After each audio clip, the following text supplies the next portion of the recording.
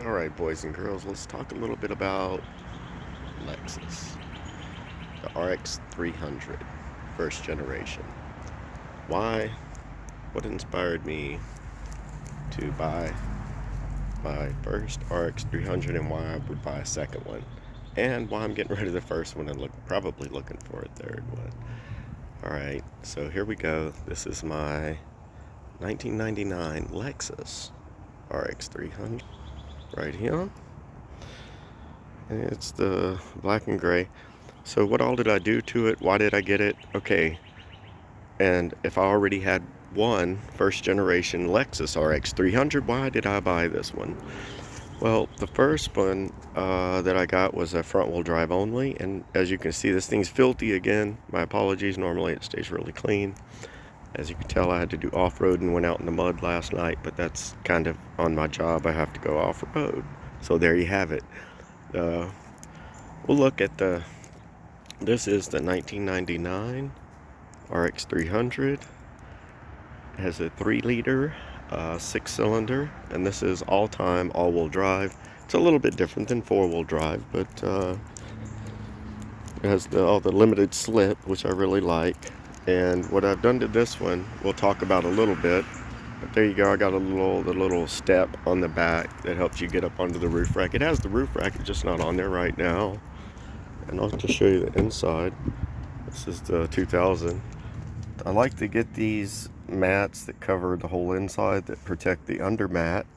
And I just kind of like the way that these cars are designed. It's basically the same as my 2000.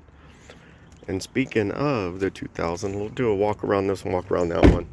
What I like about both of them, the fact that they're a Lexus, they're getting really hard to find because they are a little bit older. I drove a Chevrolet before, and once you get a Chevrolet Blazer, and I'm not respect, it was 4-wheel drive, and it did everything I needed it to do, but cost versus value, once it got so many miles on it, on the Blazer, then it's game over, man. The Blazer was done.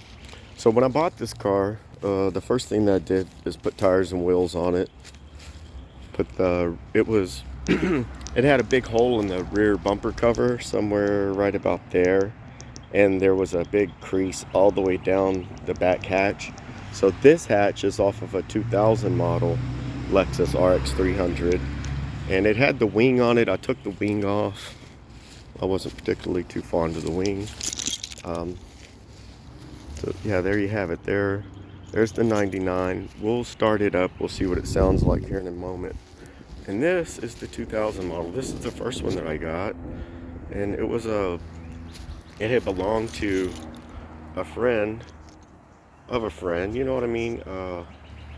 Heard through the grapevine that he had this one for sale. It belonged to his wife, and he was the original owner of it.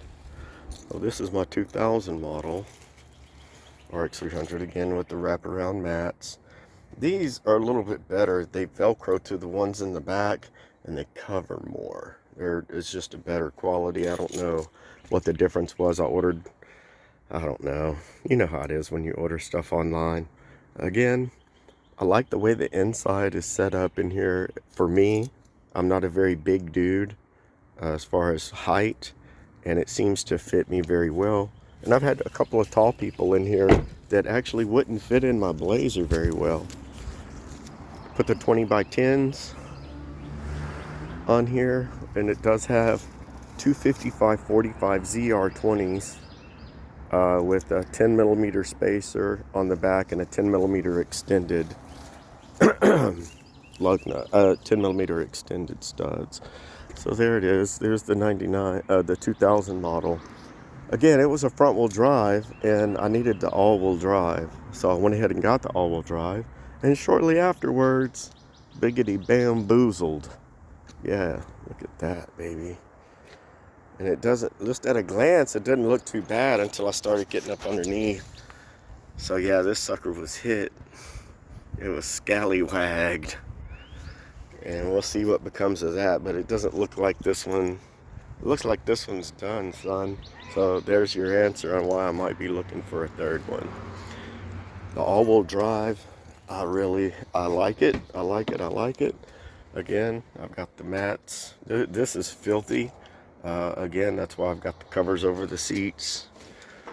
Oh, shout out to Meekum Houston the other day.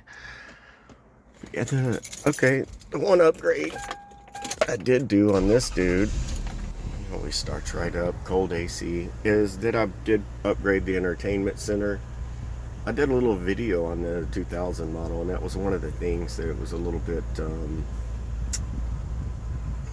dated, is this whole entertainment center, but it was easy enough to change. I say that it could be a little bit daunting, being that it's 420. You might want to partake before you change this out on your own or pay a professional to do it.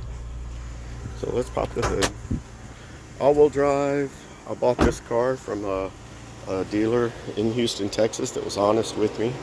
I knew it had the dent in the back, and he also said, and it's dirty, and that's why I've got the engine cover off of it right now to do a little bit of maintenance today. And you see it runs, it sounds fine. 3.0 liter VVT, all-wheel drive. And the first thing that I did, I put struts. Then I put brakes. Struts all the way around, brakes all the way around. And I put new CV axles front. The whole front suspension, basically, put everything new. Just because, let's see, how many miles does this dude have?